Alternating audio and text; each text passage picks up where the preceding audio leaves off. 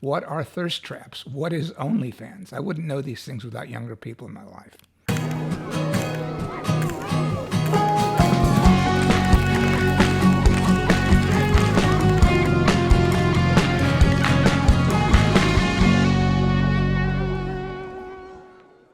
Thanks for joining us today on BAMMER Talks.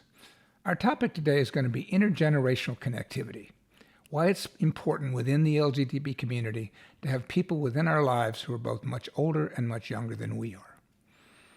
You know, I've got a range of friends in my life. 98-year-old Edward Field, World War II veteran gay navigator, who I interviewed for my podcast series, is someone I speak to every few weeks, and I'll be meeting for brandy when I travel to New York this weekend on Sunday. I also have a half dozen people in their mid-20s to mid-30s who are gay, lesbian, and trans who are an important part of my life and who I met through my Instagram. I wouldn't do without any of them. So let's dive right into it. What are the reasons why younger LGBTQ people should include older ones among their friends?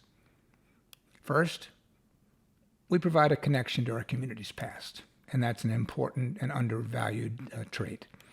Two, we have precise knowledge of how we fought the battles over the last 40 years that won our civil rights. These may be important if we're called upon to fight again as our opponents attempt to roll back our civil rights. Three, we've succeeded in making it through life.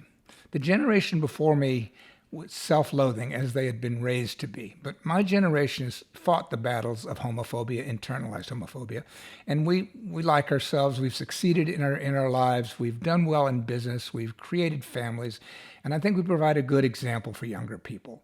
We can share our knowledge, our experience, and our insight in how to navigate these challenging times. Four, lastly, making our networks and connections available to younger friends can help them chart their path and move through life more easily and successfully. Why, on the other hand, should older LGBTQ people want to include much younger ones in our lives? First and foremost, younger people possess energy and optimism that we don't have. I mean, let's be honest. We've often been daunted by life. We've been kind of worn down by it when we reach the point of our 60s and 70s. And having younger people who still believe that we can achieve anything often pushes us to achieve much more than we ever might have thought possible. Again, sometimes they push too hard, and we may have to be the voice of caution telling them that we shouldn't be pushing quite so hard. Secondly, they are open to new trends, influences, and technological developments, and they keep us connected to those. I mean, Edward Field, my 98-year-old friend, he gets most of his entertainment on YouTube, and he follows me on Facebook and likes all my posts. I want to be like him when I get that age. Similarly, there are all kinds of things I've learned from my younger people. How to manage an Instagram page with 21,500 followers. What are thirst traps? What is OnlyFans? I wouldn't know these things without younger people in my life. Thirdly, these younger friends can become parts of our families of choice. Since we have no kids of our own, they replace the children we never had. And not to scare them off, but if we spend decades in our 40s, 50s, and 60s being their friends and supporters and helping them as mentors, then you might expect that maybe when we reach the point that we end up in assisted living facilities, that they'll come visit us. And they'll be sort of the surrogate kids that we never had. Finally, and most importantly, is they give us a new sense of purpose in life.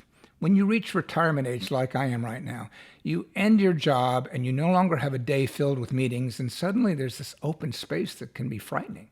And so when you have young people in your life who you're mentoring and helping and connecting with your networks, etc., it provides a renewed sense of purpose to accompany everything else you've got going on with your other friends. So basically, I think we're at a difficult point in time where we need our community to be unified. We need LGBTQIA members of the community to overcome our differences and to empathize with each other and to rally around each other. But we also need younger and older people to get to know each other and become close as well.